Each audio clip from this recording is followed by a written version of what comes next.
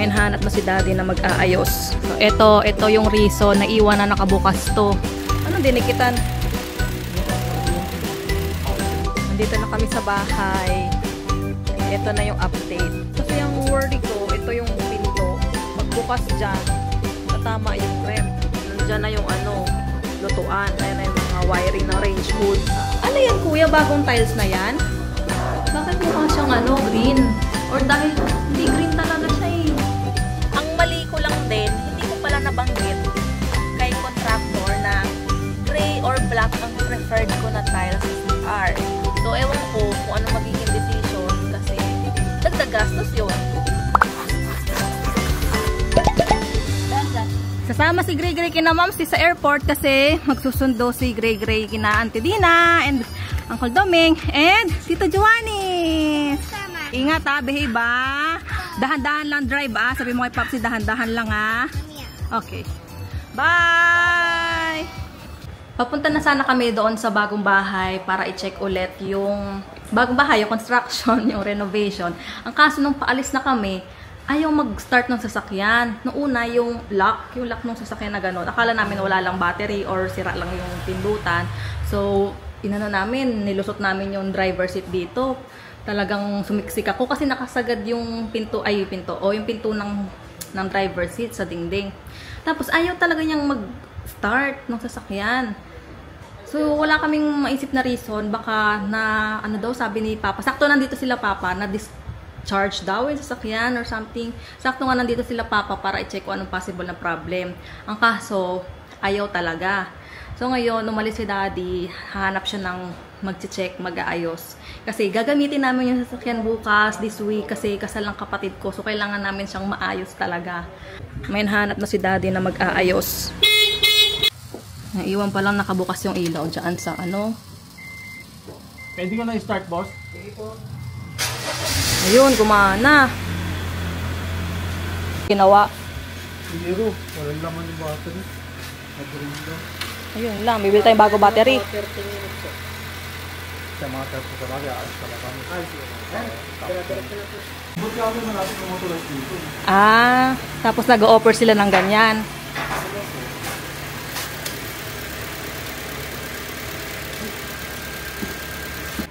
So, ito yung reason na iwan na nakabukas to. Kaya, naubos yung battery na drain. Okay po. Salamat! Ano dinikitan? Yung kasi yun, bakit po kami rapid turn. Parang nalagyan mo ng double A ulit. Nakalimutan ko palang mag-vlog, nakaalis na kami, pero andito kami ngayon sa Lola Idang. So binilhan din namin last time ng pansit. Kasi bibili ulit si Daddy na lang lumabas, bibili ulit kami ng pansit. Sana merong pansit bihon para maiba naman. Kasi last time, pansit malabon yung binili namin. Para merong sila kuya, may merienda sila kuya. May pansit bihon? Ha? May pansit bihon? Bihon. Yun na lang ulit. Yun na lang yung binili ni Daddy kasi last, pansit malabon. Tapos, kami dalawa lang ni Daddy ngayon, kaya andito ako ngayon sa harapan. Kasi si Gray Gray, sinama nila Mamsi and Papsi kasi magsusundo sila sa airport. Tinanong ko naman si Gray Gray kung gusto niya sumama. Gusto daw niya sumama. Ayun, sama siya doon. Si Gray Gray nga, hindi pa yun natutulog. Alanganin, feeling ko makakatulog yun sa biyahe mamaya. Sabi ko kay Mama, alalayan niya na lang pag nakatulog. Tapos may dala naman siyang pagkain si Mama, may dalang kanin, ulam, tapos pinadalhan ko rin ng biscuit si Gray Gray, tubig, wipes, pamunas, pangkati-kati, lahat. Nag-drive-thru lang kami kanina sa McDo. Sa akin pepper steak, mushroom pepper steak, and Daddy burger na nakamil, kape sa kanya, sa akin juice, tapos may kasamang fries. Ito na yung in-order namin na pansit bihon. Good for 4 to 6 persons yung ganito kalaki. Andito na kami sa bahay. And ito na yung update. Meron na ring bakod dito sa kabila. Kasi last week, nakahukay pa lang yan. Tapos, naka-finish na din to. Ito, finish na rin yung kabila. Pasok tayo sa loob.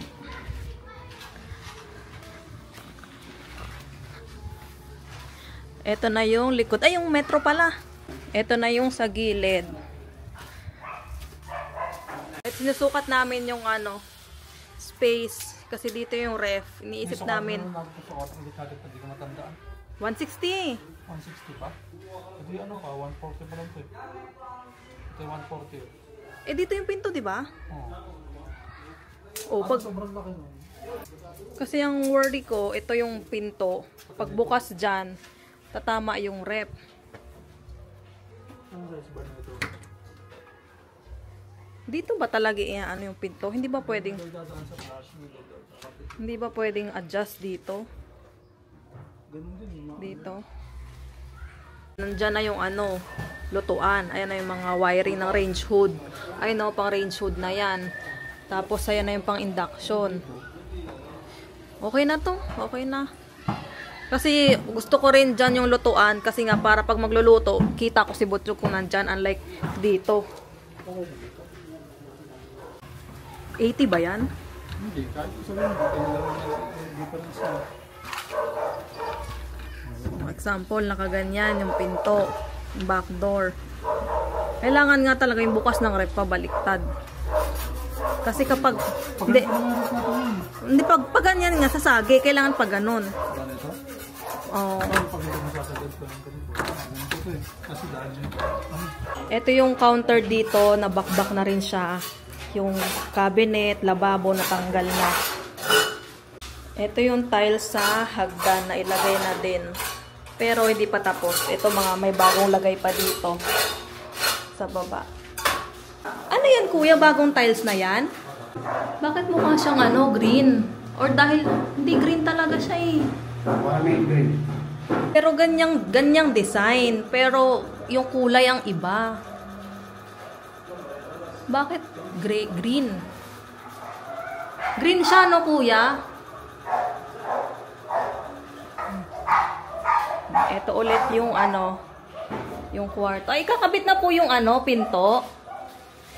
Inakit na nila yung pinto. Ikakabit na po ito? Hindi pa. Pero nandito na yung pinto sa taas.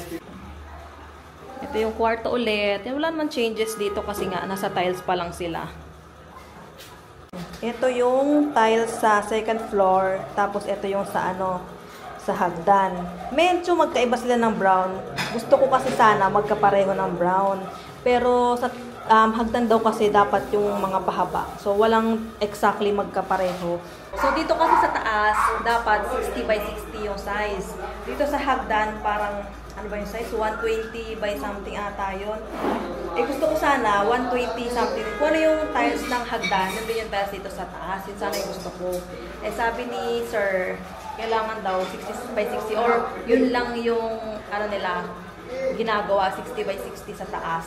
So, sabi ko, hanap na lang ng halos magkapareho na kulay. So ayun, okay naman ako sa ano, sa kinalabasan ng tiles ng hagdan tsaka ng second floor. Hindi pa lang sila tapos dito. May mga, ayan, hindi pa to tapos. Yung mga kanto-kanto, yung mga hindi straight yung cut. Yung mga may nakapatong daw, ayun yung hindi pa tuyo, parang ganon. Ito yung pinto. Sa CR, natanggal na rin. Pero wala pang ginagawa dito. Meron na ring poste dito.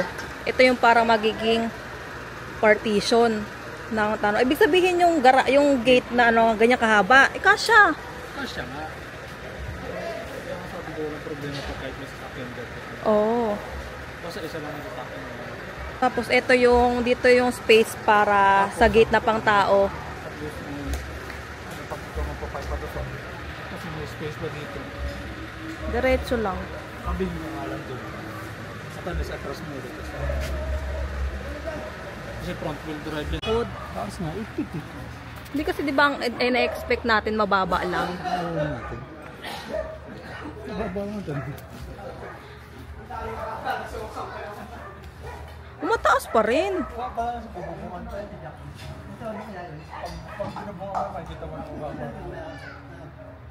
Hindi naman dyan yung bubong.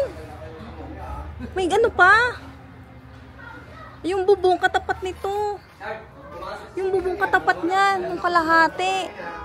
May space pa yan. Oo. Tinan mo doon. Ang taas sa likod. Oh.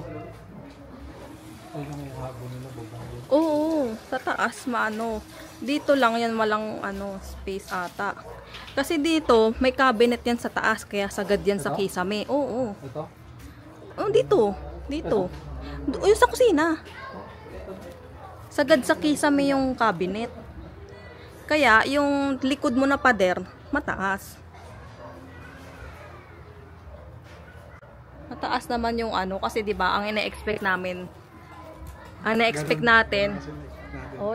natin mababa lang na tipong makakadungaw ka. So yun kasi yung concern namin dati, akala namin mababa yung yung bakod na tipong walang privacy, yung makikita ka ng kapitbahay, ganyan. Mataas naman pala. Or hindi lang talaga kami marunong sa mga sukat-sukat. Hindi mo matansya? Hindi mo matansya na Siguro next week na to, sarado na to. Hindi, I mean nga. I mean may na dito, may poste na, may na. Oo, ilalas nila yung drainage. Lalagyan pa yan dito ng drainage. Para kapag kunwari, 'di ba, naglalaba, hindi tatagos sa kalsada lahat. May drainage dito. Tapos gate ay garahe. Ganyan. Ito yung bakod sa kanan na side, nakapalitada na siya. Tingnan naman natin yung sa kabila. Ito naman yung sa kabilang side, yung sa kaliwang side na bakod. Ayan. Hindi nila pwedeng dikitan yan. Kailangan gumawa sila ng bago. Parang tayo doon sa likod. Gumawa tayo ng panibagong bakod natin. Hindi natin dinikit doon sa bakod ng kabila. Oo nga, panibago. Hindi yung bakod nila yung ginawa mong bakod. Huwa pala to. Meron na rin pala kaming bill ng tubig. Huwa. Magkano yung bill ng tubig? Ito, 180 lang.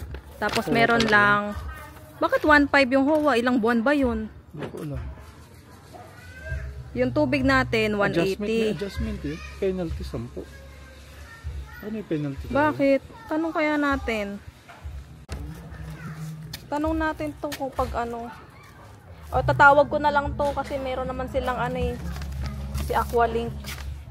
Iniisip ko ngayon yung sa tiles dun sa CR kasi mukha talaga siyang green. Hindi siya yung magandang green. Mukhang lumot na green. Yung mukhang hindi nalinisan na tiles. Ganon. Mukhang white tiles na hindi nalinisan. Ganon. Tapos, binalikan ko yung convo namin ng contractor. Tapos, pinakita ko kay Gerald. Sabi niya, green yan. Ano ba? Mali ba yung tingin mo? Tingnan mo mukhang green. Sabi ko, hindi siya mukhang green. Mukha siyang semento. Tapos, sabi ko, puro kasi gray yung mga sined niya. So, inassume ko na puro gray. Ang mali ko lang din, hindi ko pala nabanggit kay contractor na gray or black ang preferred ko na tile sa CR. Ang nabanggit ko lang yon para sa first floor, gray, may sinenda ko. So sa CR kasi ang nangyari, sinendan lang niya ako ng mga pegs, ng mga pagpipilian na tiles. So, yung mga sinend niya, halos lahat gray. So, inassume ko na gray lahat yon. Tapos yung pinili ko, kasi yun yung pinakamukhang semento kasi nga ang look na gusto ko industrial. So yun yung pinakamukhang semento, mukhang gray. Although may mga ibang gray pero hindi ko bet yung design. Parang marble siya na gray. Ngayon ang problema, yun nga na-order na nung contractor, tapos nagsisimula na rin magkabit. Ang suggestion niya, lagyan na lang daw ng shade na gray, parang yung parang accent wall na lang, na isang side na lang ng wall is gray, tapos retain yung iba. Pero sabi niya, ako na daw bibili nun kung palalagyan ko ng ibang tiles. Kasi nga, na-order na lahat nung tiles. So, iniisip ko ngayon kung bibili na lang ako ng separate na tiles para sa CR. Tapos, yung mga na-order na tiles, ibebenta ko. Kung may bibili, kung may ibang bibili. So, ewan ko kung ano magiging decision kasi dagdag gastos yun. Kung i-let go ko,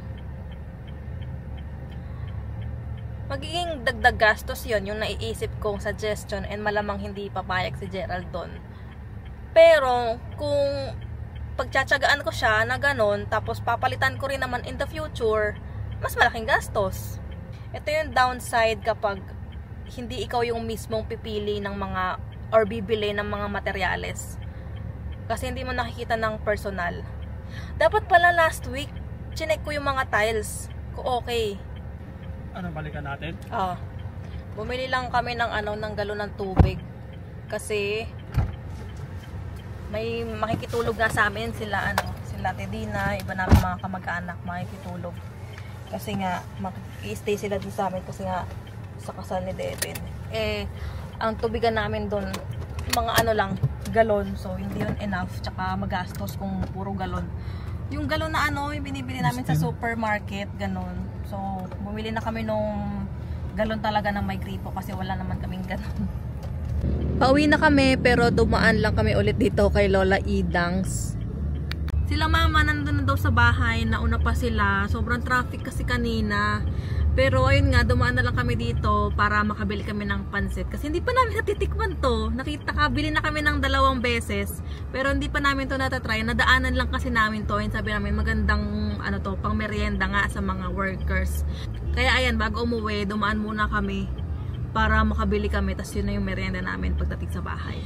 Ito na yung pansit Malabon na mas malaki. Pang ilang person? Aray ko mahulog. Pang ilang persons naman to? 6 to 10. 6 to 10? Tapos, bumili din si Daddy ng puto. 2 pirasong puto kasi diba nagustuhan ni Gregory yung puto nila last time. Gregory! I'm back! I have pasalubong! Yay! This is your favorite. Paano yan? Hindi na gagana. Maganda naman, kaya lang hindi pwedeng mabasa eh. Pumasok? Baka may tik-tik yan, paano yan? Yung salamin, basag. Hindi. Buti hindi basag. Kasi kung nabasag lamin, hindi talaga magamit. Oo. Talaga yung maulong magkatsig yan. Basag yung side mirror ni Papsi kasi nasagi ng motor. Tanggal yan. Tanggal yung cover. Cover niya. Sa mirror cover. Glogan mo na lang yan. May element glow yan. Ayan na. Kabit na. Wala na. Buka dito eh. Lagyan mo na scotch tape.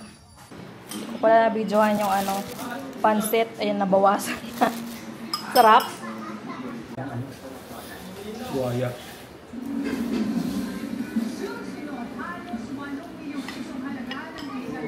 Sarap naman. May pusit. Pusit. May itlog.